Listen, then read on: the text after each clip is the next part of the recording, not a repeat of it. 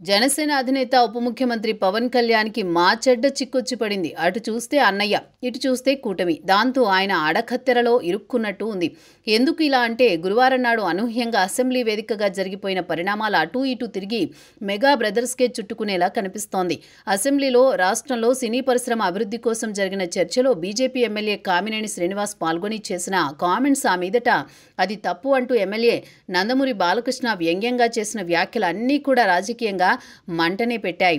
అంతేకాదు బాలయ్య జగన్ని అంటున్నట్లుగానే అదే దూకుడులో చిరంజీవి మీద కూడా కామెంట్స్ చేశారు. దాంతో విషయం కాస్త బాలకృష్ణ వర్సెస్ చిరంజీవిగా మారింది. సినీ ప్రముఖులు తనని కలవడానికి వెళ్ళినప్పుడు జగన్ సీఎం హోదాలో వారిని అవమానించారు అన్నది గత 3-4 ఏళ్లుగా ఏపీలో ఆనాటి విపక్షం, ఈనాటి అధికార పక్షమైన కూటమి చేస్తున్న అతిపెద్ద ఆరోపణ.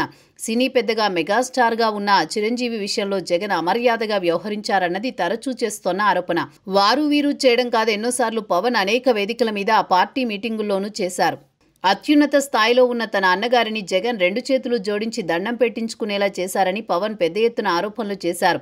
జగన్ ఈగోని సంతృప్తి చేసుకోవడం కోసం సినీ ప్రముఖులను పిలిపించుకుని ఆ విధంగా వ్యవహరిస్తారా అని తీవ్ర ఆగ్రహం వ్యక్తం చేశారు. అదే సమయంలో అలాంటివి జరగలేదని వైసీపీ నేతలు ఆనాడు ఖండించారు. కానీ కూటమి పెద్దలు మాత్రం ఇదే విషయాన్ని జనంలో బలంగా తీసుకువెళ్లారు. ఆనాడు చిరంజీవి నుంచి అసలు ఏమి జరిగింది అన్న దాని మీద వివరణ అయితే రాలేదు. దాంతో చిరంజీవికి అవమానం జరిగిందని అంతా నమ్మారు కూడా.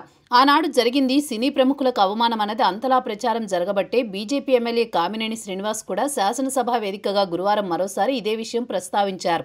అంతేకాదు ముఖ్యమంత్రి మాట్లాడారని, సినిమాటోగ్రఫీ మంత్రితోనే మాట్లాడుకోవాలని చెప్పారని కూడా కామినేని అన్నారు. అయితే ఈ పరిణామాల పట్ల ఆగ్రహించిన చిరంజీవి గట్టిగా మాట్లాడడంతోనే జగన్ చివరకొచ్చి కలిశారని ఆయన చెప్పారు. ఈ సమయంలో సభలో ఉన్న బాలయ్య అనూహ్యంగా ఈ ఇష్యూలోకి ఎంట్రీ ఇచ్చారు. ఆయన లేచి మాట్లాడుతూ కామినేని చెప్పింది తప్పు అని ఖండించారు.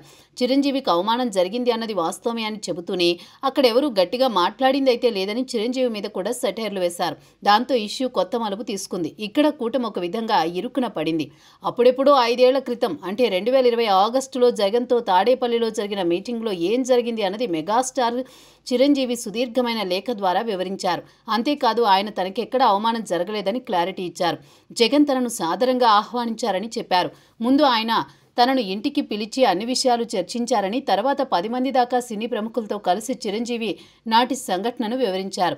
ఈ సమయంలోనే సినీ రంగం ఎదుర్కొంటున్న సమస్యలను జగన్ పరిష్కరించారు. అంటే తాను జగన్కి గౌరవం ఇచ్చాను, అలాగే పుచ్చుకున్నాను అని చెప్పారు. మరి ఇష్యూ ఇంత క్లారిటీగా చెప్పాక కూటమి వాదనతో పాటు పవన్ వాదన కూడా తేలిపోతున్న వేళ మెగాస్టార్ ఇచ్చిన ఈ వివరణకు పవన్ రియాక్షన్ ఏంటి అన్నది ఇప్పుడు సర్వత్రా ఆసక్తికరంగా మారింది.